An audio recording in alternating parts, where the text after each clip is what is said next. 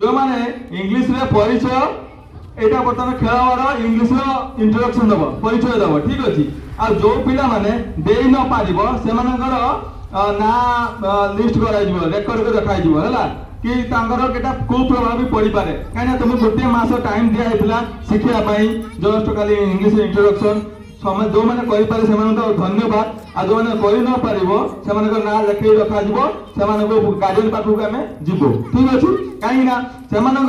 बहुत थिला सुविधा कहीं प्रथम शुणी डायरेक्ट जो प्रोग्राम गत प्रोग्राम रे डायरेक्ट शुणी केमी इंग्लिश इंट्रोडक्शन देवे बोली सेकेंड कथा से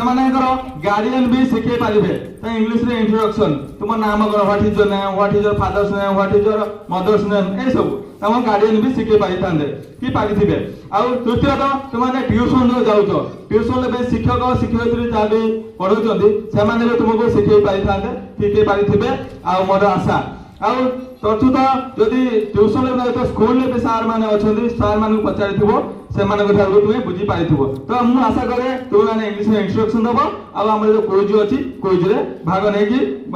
फर्स्ट सेकेंड थर्ड हम आगू जीव।